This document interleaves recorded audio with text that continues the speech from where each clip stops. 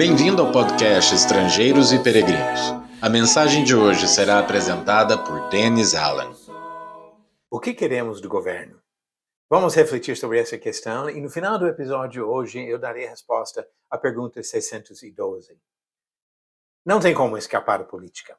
Qualquer pessoa que assiste alguma coisa na televisão, liga a rádio, olhe para alguma coisa no celular ou até bate papo com amigos numa padaria, vai ouvir alguma coisa sobre a política. Às vezes, são manifestações em várias cidades sobre alguma questão, talvez o preço de combustíveis ou talvez alguma questão de direitos civis. Mas nesses casos, as questões políticas se tornam pauta de debates públicos em todos os contextos, seja a mídia social, a imprensa ou nas casas de café. E durante esses dias de debates, uma das perguntas que sempre surgem é sobre a participação do cristão. Como um cristão deve enxergar movimentos políticos e o questionamento das autoridades públicas? A Bíblia oferece orientações importantes para todos que procuram servir o Senhor. Primeiro princípio, o cristão é cidadão de outra pátria e súdito de outro rei.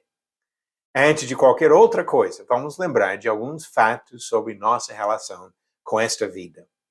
Paulo disse, em Filipenses 3, versículo 20, pois a nossa pátria está nos céus, de onde também aguardamos o Salvador, o Senhor Jesus Cristo. Pedro reforçou este ensinamento quando chamou os servos do Senhor de peregrinos e forasteiros.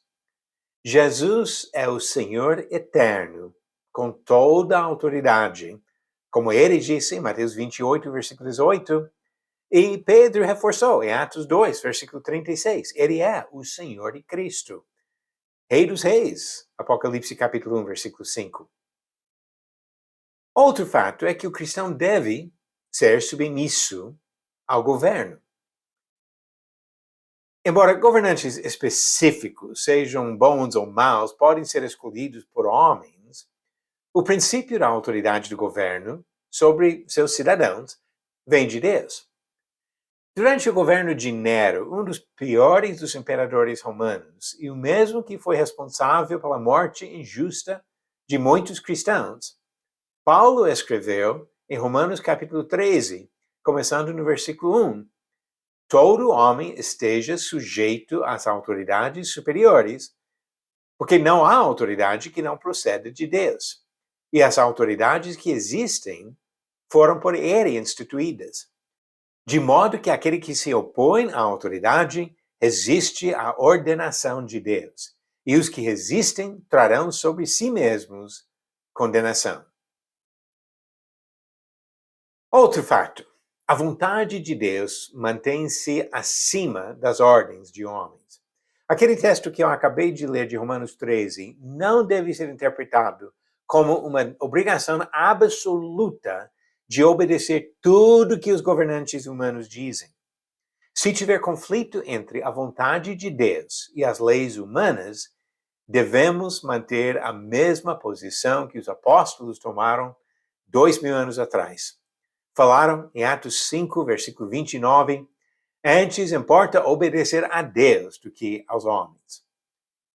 O próprio Jesus respondeu uma pergunta sobre pagamento de impostos com esta frase, dai, pois, a César o que é de César e a Deus o que é de Deus. Lucas 20, versículo 25. Se o governo mandar pagar impostos, vamos pagar. Se mandar cometer homicídio, imoralidade ou idolatria, vamos recusar. Pedro disse que os reis merecem honra, mas Deus merece temor, que é muito maior. 1 Pedro capítulo 2, versículo 17. O cristão pode usufruir de direitos lícitos concedidos pelo governo. Em várias ocasiões, Paulo aceitou as proteções dadas pelo governo romano para seus cidadãos. Assim, ele se livrou de tortura, em Atos capítulo 22. Insistiu nos seus direitos conforme os processos definidos por lei, tanto em Atos 16 como no capítulo 25. Ele aceitou a proteção oferecida pelo governo, em Atos capítulo 23. Como já observamos, a palavra de Deus sempre fala mais alto. Se o governo permitir atos de violência contra outros, ou autorizar imoralidade, ou legalizar casamentos que Deus não autorizou, devemos obedecer a Deus e não aos homens e recusar a usufruirmos de tais direitos dados por homens, mas não por Deus. Ou se o governo permite a participação de cidadãos no processo eleitoral, ou até por meio de protestos pacíficos, ou talvez garante certas proteções em processos judiciários, não pecamos em usufruir desses direitos. Outra coisa que observamos no ensinamento das Escrituras, o cristão deve orar pelas autoridades do governo. Paulo escreveu para Timóteo, em 1 Timóteo capítulo 2, começando no versículo 1, antes de tudo, pois, exorto que se use a prática de súplicas, orações, intercessões, ações de graças em favor de todos os homens, em favor dos reis e de todos os que se acham investidos de autoridade, para que vivamos vida tranquila e mansa, com toda piedade e respeito.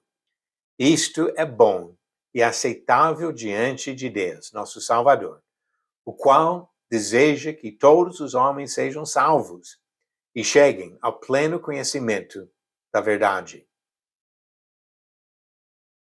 O que queremos do governo? Esse trecho de 1 Timóteo 2 define bem as expectativas do cristão quando se trata do governo. Queremos viver vidas tranquilas e mansas e poder manter nosso foco no que realmente importa, a divulgação do Evangelho de Jesus Cristo, para o benefício de todos. Podemos admirar o zelo de patriotas que procuram melhorar seu país, mas continuamos sendo, em primeiro lugar, cidadãos da pátria celestial. Governos humanos mudam, leis humanas mudam, opiniões públicas mudam, mas a palavra de Deus permanece para sempre. Essa palavra nos ensina a viver acima dos conflitos carnais deste mundo, motivados pelo amor verdadeiro para com Deus e nosso próximo.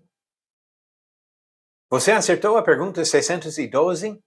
Qual cristão em Antioquia foi criado com o mesmo governante que mandou decapitar João Batista? Alternativas: A. Barnabé, B. Filipe, C. Simeão ou D. Menahem. A resposta certa encontramos em Atos 13, versículo 1. Havia na igreja de Antioquia profetas e mestres: Barnabé, Simeão, chamado Níger, Lúcio, de Cirene, Menahem, que tinha sido criado com Herodes, o tetrarca, e Saul. Resposta certa, Menahem.